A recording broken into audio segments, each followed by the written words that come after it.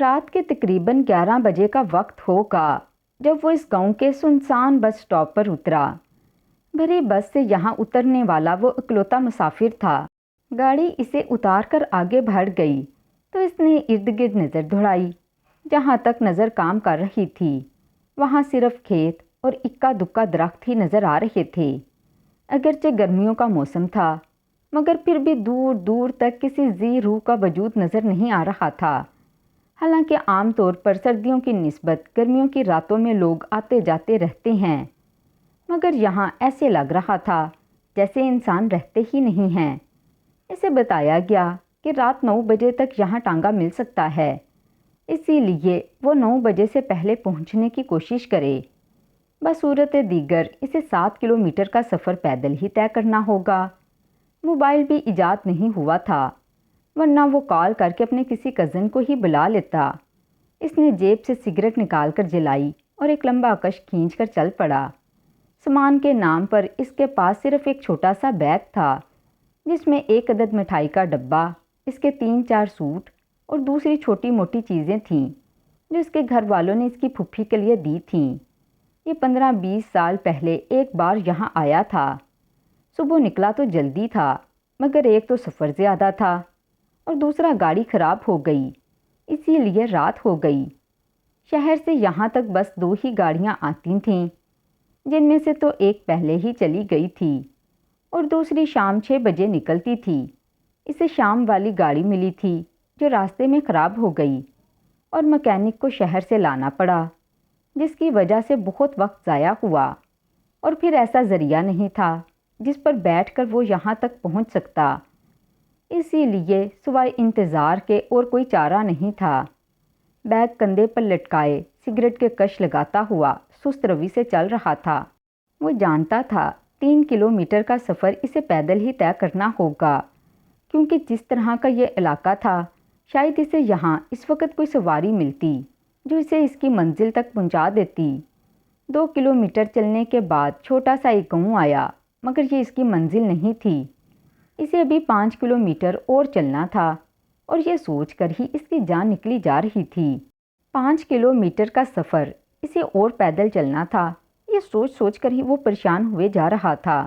گاؤں میں پھرنے والے آوارہ کتوں سے بچنے کے لیے اس نے گاؤں کے اندر سے گزرنے کی بجائے باہر والے راستے کو ترجیح دی۔ اتنا تو یاد تھا اس کے بعد ایک اور گاؤں آنا ہے، پھر 3 کلومیٹر کے بعد اس کی پھوپھی کا گاؤں ہے جہاں اس نے جانا ہے۔ پھوپھو آپ نے بھی رہنے کے لیے دنیا کے آخری سرے کو ہی چنا ہے۔ چلتے چلتے گڑبڑایا، ٹانگوں میں ہلکی سی تھکاوٹ محسوس ہوئی۔ کامران ہمت نہیں ہارنی، ابھی بہت سفر باقی ہے، اس نے خود سے کہا اور جیسے تیسے چلتا رہا۔ دور سے نظر آنے والی روشنی سے اندازہ ہو رہا تھا کہ راستے میں پڑنے والا دوسرا گاؤں آنے ہی والا ہے۔ ان روشنیوں پر نظر جمائے خود کو حوصلہ دیتے ہوئے چلتا رہا۔ کچھ دیر چلنے کے بعد اس کی ٹانگیں جواب دے گئیں تو وہ ایک جگہ پر بیٹھ گیا۔ بس سٹاپ سے لے کر اب تک کچھ پل کے لیے وہ صرف 2 جگہ رکا تھا۔ گاؤں کی روشنی اب بھی بہت دور لگ رہی تھی۔ وہ سانس لینے کو بیٹھ تو گیا، مگر اب اس کا دل نہیں کر رہا تھا کہ وہ یہاں سے اٹھے۔ دل چاہ رہا تھا کہ یہیں زمین پر بیٹھ کر سرہانہ بنا کر سو جائے، مگر وہ صرف ایسا سوچ سکتا تھا، کر نہیں سکتا تھا۔ کافی دیر وہ وہیں بیٹھا سگریٹ پھونکتا رہا اور پھر ہمت کر کے اٹھ کھڑا ہوا۔ چلنا ہی تھا، تب ہی سفر کر سکتا تھا۔ ابھی وہ چند قدم ہی چلا تھا کہ اپنی دائیں طرف سے کسی چیز کی بھاگنے کی آواز آئی۔ وہ رکا اور آنکھیں پھاڑ کر اس طرف دیکھنے لگا۔ دل کی دھڑکن خود بخود بڑھ گئی تھی۔ اندھیری رات تھی، اس سے چند قدم آگے اسے کچھ نظر نہیں آ رہا تھا۔ کوئی گیدڑ یا کتا ہوگا، اس نے خود کو تسلی دی اور ایک بار پھر چل پڑا۔ دھڑکن ابھی بھی معمول پر نہیں آئی تھی۔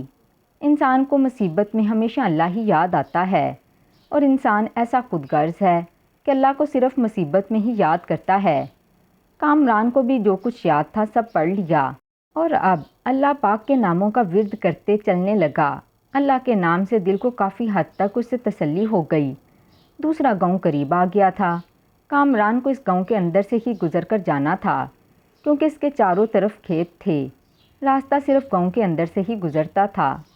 گاؤں میں داخل ہونے سے پہلے کامران نے کتوں سے بچنے کے لیے ایک لکڑی اٹھا لی تھی۔ اللہ کے مختلف مقدس ناموں کا ورد کرتا ہوا گاؤں میں داخل ہو گیا۔ کہیں کہیں کسی گھر کے باہر کوئی زرد سا بلب روشن تھا۔ کامران کو کسی گھر کے باہر لوگ بھی سوتے ہوئے نظر آئے۔ گاؤں دیہات میں گرمیوں میں عموماً لوگ باہر ہی سوتے ہیں۔ وہ 2 گلیوں سے گزر کر اب قدرے ایک کھلے بازار میں آ گیا تھا۔ ایک طرف 2-3 کتے لیٹے ہوئے تھے۔ انسانی قدموں کی آہٹ پا کر ان میں سے ایک نے سر اٹھا کر کامران کی طرف دیکھا۔ کتے کو اپنی طرف متوجہ پا کر کامران بھی چوکنا ہو گیا۔ کہیں ایسا نہ ہو کہ کتا لکڑی کو دیکھ کر اس پر حملہ کر دے۔ ہاتھ میں پکڑی لکڑی کو اس نے چھپا لیا تھا۔ کتا کامران کی طرف دیکھتا رہا، مگر دوسری طرف سے کوئی رد عمل نہ پا کر اس نے دوبارہ سر زمین پر رکھ دیا۔ کامران کتے پر نظر جمائے آگے بڑھتا رہا۔ کچھ دور جا کر اسے تسلی ہو گئی۔ اس کی منزل ابھی بھی تقریباً 2-2.5 کلومیٹر دور تھی۔ اگرچہ اس کی ٹانگیں اب جواب دے چکی تھیں، مگر مسئلہ یہ تھا یہاں اس کا کوئی جاننے والا نہیں تھا جس کے پاس وہ رات گزار سکتا۔ ہمت کرو کامران، منزل قریب ہے، اس نے خود سے کہا اور اٹھ کھڑا ہوا۔ عین اسی لمحے اس مکان کا وہی بسیدہ دروازہ کھلا اور اس میں سے ایک جوان لڑکی نکل کر آہستہ آہستہ چلتی کامران کے قریب پہنچ گئی۔ آپ کون ہیں اور رات کے اس پہر کیا کر رہے ہیں؟ لڑکی نے قریب آتے ہی کامران سے پوچھا۔ 16-17 سال کی وہ ایک خوبصورت لڑکی تھی جس نے عام سادہ سے کپڑے پہن رکھے تھے۔ مجھے اس گاؤں میں جانا ہے، کامران نے ہاتھ سے ایک طرف اشارہ کرتے ہوئے کہا۔ نہ چاہتے ہوئے بھی کامران کی نظریں اس لڑکی کے پاؤں کی طرف چلی گئیں۔ ڈرو نہیں، میں چڑیل نہیں ہوں، کامران کی نظروں کا مطلب سمجھتے ہوئے لڑکی نے مسکرا کر کہا۔ کامران شرمندہ سا ہو کر مسکرا دیا۔ آپ کہاں سے آئے ہیں؟ لڑکی نے دوسرا سوال کیا۔ کامران نے اسے اپنے شہر کا نام بتایا اور یہ بھی کہ اس گاؤں میں اس کی پھوپھی رہتی ہے جس سے وہ ملنے یہاں آتا تھا۔ وہ گاڑی خراب ہونے کی وجہ سے لیٹ ہو گیا ہے۔ اس گاؤں کی لڑکیاں ہمارے اسکول میں پڑھتی تھیں۔ ان میں سے ایک لڑکی میری کلاس فیلو اور بہت اچھی دوست عافیہ بھی تھی۔ پتہ نہیں اب وہ کہاں ہوگی، کئی سال ہو گئے اسے دیکھا ہی نہیں۔ لڑکی نے عجب سے دکھ بھرے لہجے میں حسرت سے کہا۔ عافیہ تو میری کزن کا نام بھی ہے، کامران نے اچانک سے کہا اور اپنی پھوپھی کا نام بتا کر پوچھا۔ اوہ، عافیہ وہی تو نہیں؟ کامران کی پھوپھی کا نام سنتے ہی لڑکی کی آنکھوں میں چمک سی ابھری۔ ہاں ہاں بالکل وہی ہے، اس کے ابو کا نام بھی یہی تھا۔ آپ اس کے کزن ہیں؟ ہاں میں اس کا کزن ہوں، کامران نے کہا اور اس کے ساتھ ہی اس کا نام بھی پوچھ لیا۔ میرا نام صوبیہ ہے۔ حیرت کی بات یہ تھی کہ وہ کافی دیر سے یہاں کھڑی اسے گفتگو کر رہی تھی، جیسے اسے کوئی جلدی نہ ہو اور نہ ہی اسے گھر والوں کی طرف سے کوئی مسئلہ ہے۔ آپ ایسا کریں، ہمارے گھر رات گزار لیں، صبح ہوتے ہی چلے جانا۔ ویسے بھی آپ نے کافی سفر پیدل طے کیا ہے، تھک گئے ہوں گے۔ میں وہاں کھڑی دیکھ رہی تھی جب آپ کو کتوں نے گھیرا تھا۔ مجھے کتوں سے بہت ڈر لگتا ہے، اسی لیے میں چھپ کر دیکھ رہی تھی۔ صوبیہ کے آخری الفاظ پر کامران کو ہنسی آ گئی۔ لڑکی کی آفر بری نہیں تھی۔ کامران سوچنے لگا، واقعی پیدل چل کر وہ بہت تھک تو چکا ہے، مگر یوں کسی اجنبی لڑکی کے گھر میں رات گزارنا ٹھیک نہیں تھا۔ شاید اس کے گھر والوں کو یہ بات اچھی نہ لگے۔ کامران نے سوچا اور اپنے خیالات کا اظہار اس لڑکی سے بھی کر دیا۔ گھر میں صرف میری ماں ہے، لڑکی نے کہا تو کامران کو مزید حیرت ہوئی۔ اب میری دوست کے کزن ہیں تو میرے لیے بھی اجنبی نہیں رہے، لڑکی نے مسکرا کر کہا۔ کامران کو اپنے سوال کا جواب مل گیا۔ صبح آرام سے آپ یہاں سے جا سکتے ہیں۔ کامران نے ایک پل صوبیہ کے آفر پر غور کیا اور پھر اپنا بیگ اٹھا کر اس کے ساتھ چل پڑا۔ مزید 2 کلومیٹر سفر طے کرنے کی بجائے بہتر تھا باقی بچنے والی رات وہ یہاں گزار کر صبح ہوتے ہی آگے روانہ ہو جاتا۔ گھر میں داخل ہوتے ہی کامران کو شدید حیرت ہوئی۔ ایک کمرے کے آگے چھوٹے سے صحن میں 2 چارپائیاں بچھی ہوئی تھیں، جن میں سے ایک پر کوئی وجود چادر اوڑھے سو رہا تھا، جبکہ دوسری خالی تھی جو شاید صوبیہ کی تھی۔ کامران کو حیرت اس بات پر تھی کہ گھر بالکل بھی صاف ستھرا نہیں تھا۔ ایسے لگتا تھا جیسے یہاں ایک عرصے سے کوئی رہتا ہی نہیں۔ اکلوتے کمرے کا دروازہ بھی غائب تھا۔ آپ اس پر لیٹ جائیں، صوبیہ نے ایک طرف بڑی چارپائی کی طرف اشارہ کرتے ہوئے کامران سے کہا۔ کامران کو لگا کہ گھر میں یہ دونوں ہی رہتی ہیں اور شاید ان کا ذریعہ معاش بھی کوئی نہیں۔ غربت کی وجہ سے گھر کا یہ حال ہے۔ کامران نے بنا کوئی سوال کیے اپنا بیگ زمین پر رکھا اور چارپائی کے اوپر لیٹ گیا۔ آپ کو بھوک تو نہیں لگی؟ صوبیہ کو شاید خیال آیا تھا کہ کامران بھوکا ہوگا۔ کامران کو اگرچہ بھوک محسوس ہو رہی تھی، مگر گھر کی حالت اور وقت کی وجہ سے وہ نہیں چاہتا تھا کہ اس کی وجہ سے رات کے اس وقت یہ لوگ تنگ ہوں۔ بیٹی کون ہے؟ اچانک صوبیہ کی ماں نے منہ سے چادر ہٹا کر پوچھا۔ امی وہ مسافر ہے، اسے دوسرے گاؤں جانا ہے۔ میں نے کہا رات زیادہ ہو گئی ہے، ہمارے گھر رات گزار لے، صبح چلے جانا۔ صوبیہ نے اپنی ماں کو جواب دیا۔ اچھا کیا بیٹی، شاید یہ ہمارے کام آ جائے، صوبیہ کی ماں نے کہا اور چادر دوبارہ اپنے اوپر کھینچ لی۔ کامران صوبیہ کی والدہ کے الفاظ شاید ہی ہمارے کام آ جائے سن کر چونکا۔ میں آپ کے کیا کام آ سکتا ہوں؟ کامران صوبیہ سے مخاطب تھا۔ کچھ نہیں، آپ آرام کریں، امی نے تو بس یوں ہی کہہ دیا۔ کامران چپ ہو گیا، البتہ اس کے ذہن میں ابھی بھی کئی سوال موجود تھے۔ شاید یہ لوگ اس سے مالی مدد چاہتے ہوں۔ اس نے سوچا اور کروٹ بدل لی۔ اس نے سوچ لیا تھا کہ صبح جانے سے پہلے وہ ان لوگوں کی مدد ضرور کرے گا۔ تھکاوٹ کی وجہ سے کامران کو جلدی نیند نے آ لیا۔ صبح سورج کی کرنیں اس وقت پڑیں تو وہ نیند سے جاگا۔ پہلے پہل تو اسے سمجھ میں نہیں آئی کہ وہ کہاں ہے۔ پھر رات کا سارا منظر اس کی آنکھوں کے سامنے گھوم گیا۔ وہ جلدی سے چارپائی سے اٹھا، ادھر ادھر دیکھا۔ وہاں سوائے اس کے اور کوئی نہیں تھا، البتہ صحن میں ٹوٹی چارپائیاں موجود تھیں۔ ان ٹوٹی ہوئی چارپائیوں کو دیکھ کر یوں لگتا تھا جیسے برسوں سے کوئی ان پر لیٹا ہی نہیں ہے۔ کامران کچھ دیر یوں ہی بیٹھا انتظار کرتا رہا کہ شاید صوبیہ یا اس کی ماں آ جائے۔ کچھ منٹ تک جب کوئی نہ آیا تو صوبیہ کو آواز دیتا اندر کمرے کی طرف چل پڑا۔ کمرے میں ایک ٹوٹی کرسی کے علاوہ اور کچھ بھی نہیں تھا۔ کمرے کی حالت بھی گھر جیسی ہی تھی، یعنی گندا مندہ۔ کامران کو سمجھ نہیں آ رہی تھی کہ وہ کیا کرے۔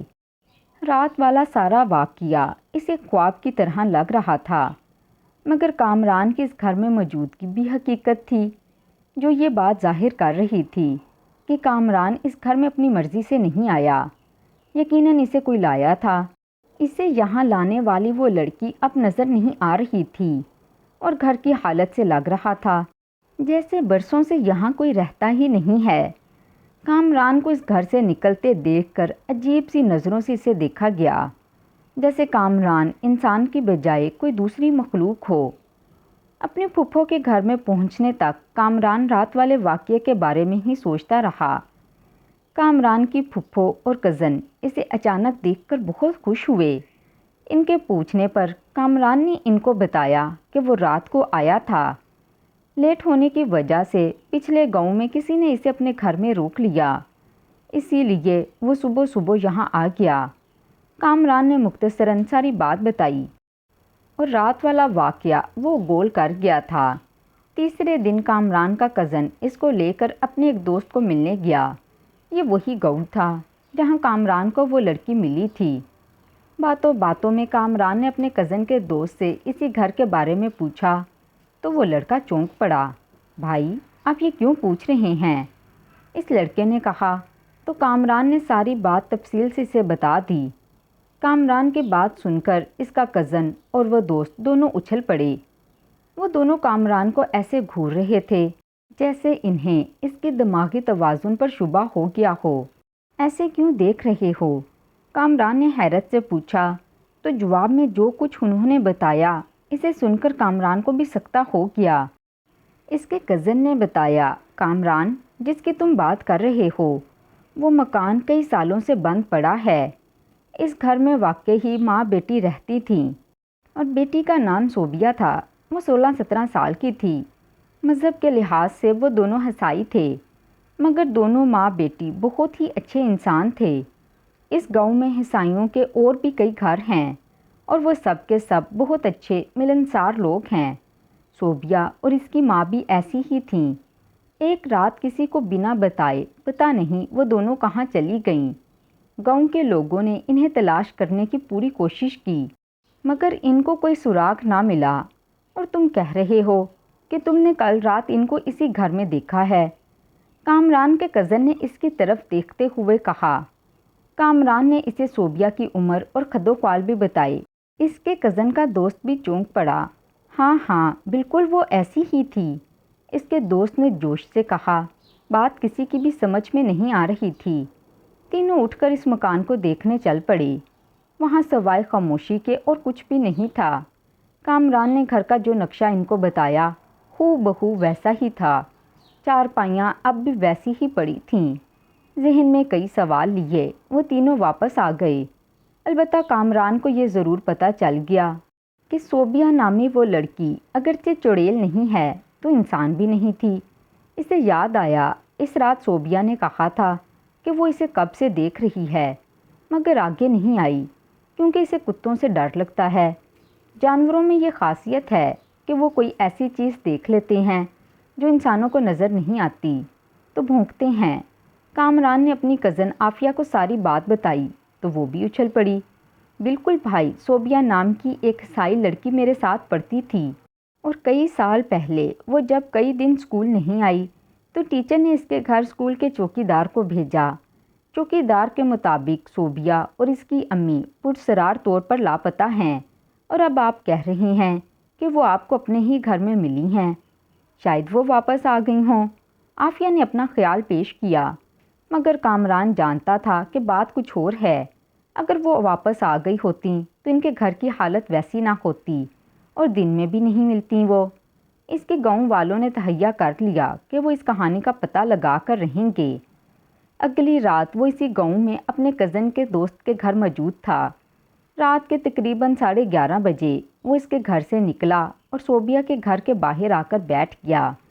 اسے وہاں بیٹھے صبح ہو گئی مگر اس کا مقصد پورا نہیں ہوا۔ اسے صوبیہ نظر نہیں آئی تھی۔ اگلی رات وہ پھر وہیں موجود تھا۔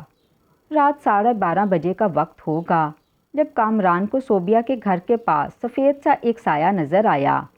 کامران فوراً اس کی طرف چل پڑا۔ اس کے قریب پہنچنے سے پہلے ہی کامران صوبیہ کو پہچان چکا تھا۔ صوبیہ صفات چہرہ لیے کامران کو قریب آتے دیکھتی رہی۔ کون ہو آپ؟ کامران نے قریب پہنچتے ہی کہا۔ میرے پیچھے آ جاؤ، صوبیہ نے کہا اور وہ واپس گھر کی طرف چل پڑیں۔ کامران نے ایک پل سوچا اور صوبیہ کے پیچھے چل پڑا۔ کامران صوبیہ کے پیچھے گھر میں داخل ہوا تو چونک پڑا۔ بالکل اسی رات کی طرح آج بھی چارپائی پر ایک وجود چادر اوڑھے سو رہا تھا۔ قدموں کی چاپ سن کر اس نے چہرے سے چادر ہٹائی اور پوچھا، کون ہے؟ امی کامران ہے۔ صوبیہ کا جواب سنتے ہی اس نے پھر چادر اپنے اوپر کھینچ لی۔ صوبیہ نے اسے اشارہ کیا اور کمرے کے اندر چلی گئی۔ کامران بھی حیران تھا۔ اس کے پیچھے کمرے میں داخل ہو گیا۔ کمرے کے وسط میں کھڑی زمین کو گھور رہی تھی۔ ہم کئی سال سے یہاں ہیں۔ صوبیہ نے فرش کی طرف انگلی سے اشارہ کیا۔ کامران کی سمجھ میں کچھ نہیں آیا تھا۔ اس نے چونک کر صوبیہ کو دیکھا، وہ زمین کو کھور رہی تھی۔ کچھ دیر بعد اس نے سر اٹھا کر کامران کو دیکھا اور بتانا شروع کیا۔ کچھ سال پہلے ایک رات ہم ماں بیٹی گھر میں سو رہی تھیں کہ اچانک 3 نقاب پوش لڑکے دیوار پھلانگ کر اندر آئے اور ہم دونوں ماں بیٹی کو جاگنے سے پہلے ہی قابو کر کے رسیوں سے جکڑ دیا۔ وہ تینوں لڑکے اسی گاؤں کے ہی رہنے والے تھے اور چوری کی نیت سے نہیں آئے تھے۔ ویسے بھی ہمارے گھر میں سوائے میرے اور کوئی چیز قیمتی نہیں تھی۔ وہ میرے لیے ہی آئے تھے۔ نہ جانے کب سے وہ مجھ پر اپنی رال ٹپکائے بیٹھے تھے۔ انہوں نے باری باری اپنی ہوس مٹائی۔ اس دوران ان میں سے ایک کے چہرے سے نقاب ہٹ گیا۔ میں نے اسے فوراً پہچان لیا کہ وہ گاؤں کے کس گھر سے ہے۔ میں نے سوچ لیا تھا کہ سارے گاؤں کے سامنے ان کو ذلیل کروں گی اور شاید یہ بات وہ بھی جان گئے تھے۔ ان کو اس بات کا اندازہ ہو گیا تھا کہ میرے ارادے کیا ہیں، اسی لیے انہوں نے مجھے اور میری ماں کو خنجر مار کر قتل کر دیا۔ میری ماں کی آنکھ کھلی تو وہ ہمارے کمرے کے کچے فرش کی مٹی برابر کر رہے تھے۔ ایک طرف میری ماں بیٹھی خاموشی سے انہیں دیکھ رہی تھی۔ میں نے اپنی ماں کو آواز دی اور بھاگ کر ان کے قریب پہنچی۔ حیرت کی بات یہ تھی میری آواز ان تینوں میں سے کسی کو بھی سنائی نہیں دے رہی تھی۔ وہ باہر جانے لگے تو میں نے ان کا راستہ روکنا چاہا، مگر وہ ایسے گزر گئے جیسے میں ان کے سامنے تھی ہی نہیں۔ میرا وجود فقط دھواں نما تھا۔ اس کے بعد آج تک میں نے کئی لوگوں کو مخاطب کیا، مگر نہ کسی کو میں نظر آتی تھی اور نہ ہی ان کو میری آواز سنائی دیتی تھی۔ اس رات آپ نے مجھے دیکھا تو مجھے بہت خوشی ہوئی۔ آپ پہلے انسان تھے جس کو میں نظر آ رہی تھی، تو میں نے سوچ لیا تھا کہ آپ کو اپنی ساری کہانی سناؤں گی، اور اگر آپ ہمارا کچھ کر سکے تو یہ آپ کا ہم پر احسان ہوگا۔ وہ لوگ آج بھی اسی گاؤں میں رہتے ہیں۔ میں روز ان کو دیکھتی ہوں مگر کچھ کر نہیں سکتی۔ مجھ سے کیا چاہتی ہو؟ کامران نے پوچھا۔ آپ ہمیں انصاف دلا دیں، پولیس کے پاس جائیں اور ان کو ساری کہانی سنا کر ان لوگوں کو پکڑوا دیں۔ میں خود پولیس میں ہوں، میں نے گویا انکشاف کیا۔ صوفیہ نے بے یقینی سے کامران کو دیکھا، جیسے اس کی بات کا اسے یقین نہ آیا ہو۔ وہ واقعی صوفیہ کے لہجے میں حیرت اور خوشی کو دیکھ رہا تھا۔ ہاں، میں پولیس میں اچھے عہدے پر ہوں، مگر یہ پھر بھی ممکن نہیں، کیونکہ عدالت ثبوت مانگتی ہے اور ہمارے پاس ایسا کوئی ثبوت نہیں جس سے ہم یہ ثابت کر سکیں کہ وہ تینوں قاتل ہیں۔ اگر میں آپ کی سنائی ساری کہانی سنا بھی دوں تب بھی کوئی یقین نہیں کرے گا، الٹا میرا مذاق بنایا جائے گا۔ کامران کی باتیں سن کر صوفیہ کے چہرے پر مایوسی پھیل گئی۔ البتہ میں ایک وعدہ ضرور کرتا ہوں کہ آپ کو انصاف ضرور ملے گا، کامران نے صوفیہ کی طرف دیکھتے ہوئے عزم سے کہا اور جانے کے لیے اٹھ کھڑا ہوا۔ اگلے دن کامران یہاں سے واپس چلا گیا۔ ٹھیک 15 دن بعد ایک ایک کر کے وہ تینوں لڑکے غائب ہو گئے۔ ان کو بہت تلاش کیا گیا مگر وہ نہ ملے۔ ایک صبح صوفیہ کے گھر کے باہر سے تینوں کی جلی ہوئی لاشیں مل گئیں، پتہ نہیں کیسے۔ یہ بات سارے گاؤں میں پھیل گئی تھی۔ ان سے انتقام لیا گیا ہے، ان کی ماں کی روح نے مارا ہے، اس کے ساتھ زیادتی کر کے ان لوگوں نے اسے مار کر ان کے گھر میں ہی دبا دیا تھا۔ گاؤں کے لوگوں نے اس بات کی تصدیق کے لیے صوفیہ کے گھر میں بنے کمرے کی کھدائی کی۔ وہاں سے 2 ڈھانچے ملے تھے جنہیں عیسائیوں کے قبرستان میں دفنا دیا گیا۔ کامران کئی ماہ بعد دوبارہ اپنی پھوپھی سے ملنے آیا۔ صوفیہ کے گھر کے سامنے سے گزرتے ہوئے بے ساختہ اس کی نظر اس کے گھر کی طرف اٹھ گئی، مگر وہاں کچھ نہیں تھا، اور کامران یہ بات جانتا تھا کہ صوفیہ اسے کبھی نظر نہیں آئے گی، کیونکہ اس کی روح انصاف کے لیے بھٹکتی پھر رہی تھی اور اسے انصاف مل گیا تھا۔ کامران نے اپنے ساتھیوں کی مدد سے ان کو اغوا کیا، اور پھر ایک رات کامران نے ان کو اس رات کا سارا واقعہ خوب بہو سنایا تو وہ اچھل پڑے۔ وہ تو سمجھ رہے تھے کہ ان کو کسی نے دیکھا ہی نہیں ہے، مگر وہ یہ بات بھول گئے تھے کہ جو زمین کے ساتھ پردوں کے اندر کا حال بھی جانتا ہو، وہ ان کی اس حرکت سے کیسے بے خبر رہ سکتا ہے۔ مظلوم چاہے کوئی بھی ہو، اس مہربان اللہ کے نزدیک مظلوم ہی ہوتا ہے۔ یہ کیسے ہو سکتا ہے کہ وہ اسے انصاف نہ دلائے؟